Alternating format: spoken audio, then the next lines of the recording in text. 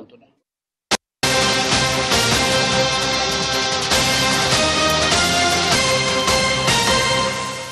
চলুন এবার একটু তমলুকের দিকে আমরা নজর রাখবো, কারণ সমবায় ভোট তমলুকে কোঅপারেটিভ ব্যাংকের নির্বাচন, আর সেখানে তর্কাতর্কি থেকে শুরু, তারপর ধাক্কাধাক্কি, ঠিক এই রকম একটা ছবি, এই পরিস্থিতি তৈরি হয় তমলুকে সমবায় ভোটকে কেন্দ্র করে।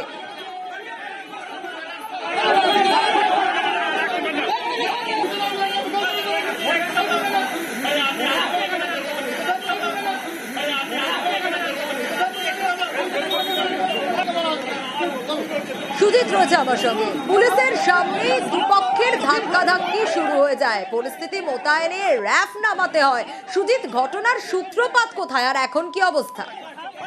দেখো, সমবায় ভোট এটা কিন্তু দেখে বোঝা যাবে না। সাধারণ নির্বাচনে যেমন মারামারি গন্ডগোল দেখা যায়, তারই এক টুকরো ছবি দেখা গেল আজ কাঁথির সমবায় নির্বাচন, এবং যেখানে কাঁথি শহর জেলা সদরে সেখানেই সোনিয়া দেখা গেল দুপক্ষের মধ্যে বচসা, একে অপরের বিরুদ্ধে অভিযোগ, পাল্টা অভিযোগ, তারপর বচসা থেকে একবারে হাতাহাতি, এবং যা মারামারি শুরু হলো সেটা কিন্তু কাউন্সিলররাও জড়ালেন, একই সঙ্গে নেতারাও জড়ালেন, এবং এই যে গন্ডগোল সংঘর্ষ তার নিয়ন্ত্রণ করতে র্যাব নামলো এবং পুলিশ হিমশিম খেলো। আসলে সমবায় ভোট, সেখানে বিজেপি বনাম তৃণমূলের লড়াই, সেই লড়াই নিয়ে ঘিরে যে একটা উত্তেজনা ছিল, তার কারণেই কিন্তু পুলিশ পিকেট যথেষ্টই ছিল। তারই মধ্যে পুলিশের সামনেই যে ঘটনা ঘটলো, যে ছবি সকাল থেকে আমরা দেখাচ্ছি, তাতে পরিষ্কার হয়ে যাবে যে সমবায় ভোট নামেই আসলে সাধারণ নির্বাচনে গন্ডগোলকেও বলা যায় যে টপকে যাবে এই আজকের ঘটনা, যেখানে তমলুকের মতো শহরে এমনটা চললো, এবং ভোট যত গড়িয়েছে ততই তাপ উত্তাপ বেড়েছে। তবে এখন পরিস্থিতি নিয়ন্ত্রণে, এবং এখন পরিস্থিতি নিয়ন্ত্রণে, তার কারণ অতিরিক্ত পুলিশ বাহিনী মোতায়েন করা হয়েছে। পুলিশ মোতায়েন রয়েছে, পরিস্থিতি নিয়ন্ত্রণে। তমলুক শহরের শাসক দলের নেতা, তিনি কোনো নিয়ম কানুন মানছেন না, তিনি আইডেন্টি কার্ড নিয়েও তিনি ঢুকছেন না, তিনি ভোট কেন্দ্রের মধ্যে বারে বারে যাচ্ছে আসছে।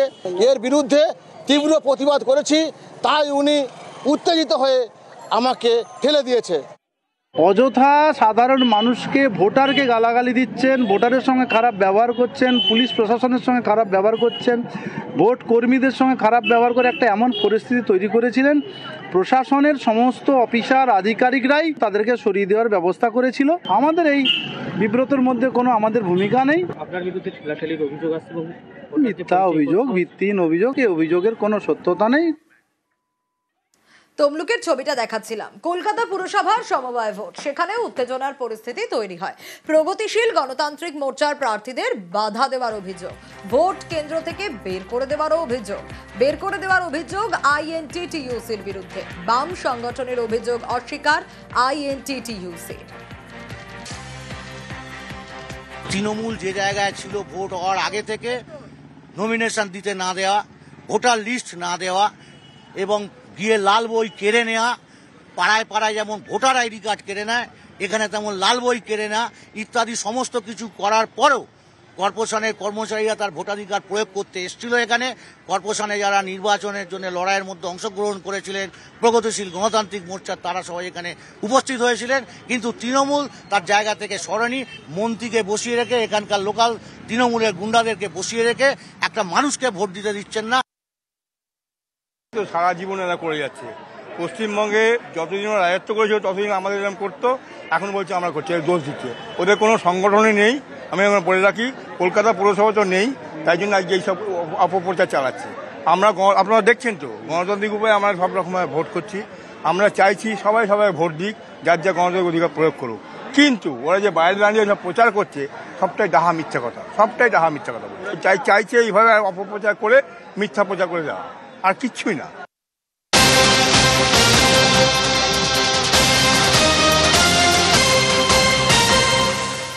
কুলতলির দিকে নজর রাখবো, কেন বলুন তো? কারণ সেখানে বেআইনি নির্মাণ হচ্ছে, তাও আবার সরকারি খাল বুঝিয়ে। হ্যাঁ, কুলতলিতে খালের বুকেই হচ্ছে বেআইনি নির্মাণ। সরকারি খাল দখল করে পর পর দোকান, দেখুন একের পর এক দোকান। মইপিঠের বৈকুণ্ঠপুরে খালের উপর অবাধে হচ্ছে কংক্রিটের নির্মাণ। বেআইনি নির্মাণের অভিযোগে স্থানীয়রা সরব হয়েছেন, দ্রুত পদক্ষেপের আশ্বাস স্থানীয় প্রশাসনের। এটা খালের উপর নয়, খাল ছেড়ে এটা রায়ত সম্পত্তি এবং কেনা সম্পত্তির উপরে ঝড় হচ্ছে। বাসস্থান নয়, থাকার জন্য দোকান ঘর করছি, পারমিশন করিনি। এটা ভিডিওতে আমি এডি অফিসে দিয়েছি, ওটা করে দিয়ে যেটা বাস্তু ইরিগেশন অফিসে আমার এখানে এজেন্টকে দেওয়া আছে। দেখলাম খালের উপরে, একদম জলের উপরে হচ্ছে। না, জলের উপরে নয়, জল ছাড়া 20 ফুট দূরে আছে। পারমিশন নেন নিতে ঘর করে? পারমিশন আমাদের এখানে তো লোকাল থানা সমস্ত কিছু দেখভাল করে, ঠিক আছে। থানায় কি পারমিশন দিয়েছে? না পারমিশন না, ঘর করছি স্যার এরকম বললাম, ঠিক আছে করো। যেহেতু একাধিকবার আমাদের প্রশাসনের তরফ থেকে মানুষকে সচেতন করার পরেও এই সমস্ত ঘটনা আমাদের সামনে আসছে। অতি অবশ্যই এখনই আমরা তদন্ত করে প্রশাসনের দ্বারা এখনই আমরা অ্যাকশন নেব। আর এইসব সরকারি জমি জবরদখল ঠেকাতে নবান্নের এবার কড়া পদক্ষেপ। বাংলার ভূমি পোর্টালে থাকবে সরকারি জমির যাবতীয় তথ্য। কোন জেলায় কোন দপ্তরের অধীনে কত জমি রয়েছে স্পষ্টভাবে উল্লেখ থাকবে। আর এতে সরকারি জমি দখল করে বিক্রির চেষ্টা হলে সতর্ক হতে পারবেন ক্রেতারাও। বেশ কিছুদিন ধরে লক্ষ্য করছি, আমি রাস্তা দিয়ে গেলে যদি আমি দেখি কোথাও এনক্রোচমেন্ট হচ্ছে, যখন হচ্ছে সঙ্গে সঙ্গে কেন আমরা অ্যাকশন নিচ্ছি না? কেউ টাকা খেয়ে, কেউ টাকা খাইয়ে, এবং একটা মাল্টিপল ইন্টারেস্টেড গ্রুপ, তারা এগুলো করছে টাকার বিনিময়ে। কিন্তু তারা ভুলে গেছে রাজ্যের আইডেন্টিটিটা এটাতে নষ্ট হচ্ছে। মানুষ যদি উন্নয়নে কাজ না পায়, তাহলে সেই মিউনিসিপ্যালিটি রাখার দরকার কি? সেই পঞ্চায়েত রাখার দরকার কি? সরকারি জমি দখল, তারপর সেই জমি বিক্রি, কখনো আবার সরকারি জমির চরিত্র বদল করেও বিক্রি করা হয়। এই বেআইনি কারবার বন্ধ করতে কড়া নবান্ন। এবার থেকে সরকারি জমির তালিকা উল্লেখ করা হবে বাংলার ভূমি পোর্টালে। সরকারি জমির যাবতীয় খতিয়ান থাকবে পোর্টালে।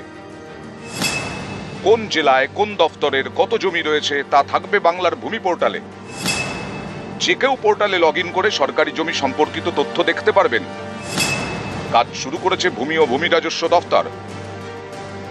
বিভিন্ন সময়ে সরকারি জমি দখলের ভুরি ভুরি অভিযোগ উঠেছে। সরকারি জমির জাল কাগজ তৈরি করে বিক্রিও হয়েছে বলে অভিযোগ। সরকারি জমি বাঁচাতে একাধিক পদক্ষেপ করা হয়। রাজ্য জুড়ে সরকারি জমিতে সংশ্লিষ্ট দপ্তরের বোর্ড লাগানো হয়। জমি জালিয়াতির অভিযোগ উঠলেই অফিসারদের বদলিও করা হয়। এবার সরকারি জমির তথ্য পৌঁছে যাবে সাধারণের হাতের মুঠোয়। বাংলার পোর্টালে থাকবে সরকারি জমির খুঁটিনাটি তথ্য। সরকারি জমি নিয়ে দালাল রাজ আটকানোর জন্যই এই পদক্ষেপ নিল নবান্ন বলেই মনে করছে রাজ্যের প্রশাসনিক মহল। ক্যামেরায় খোকন দাসের সঙ্গে সোমরাজ বন্দ্যোপাধ্যায়, নিউজ 18 বাংলা, কলকাতা।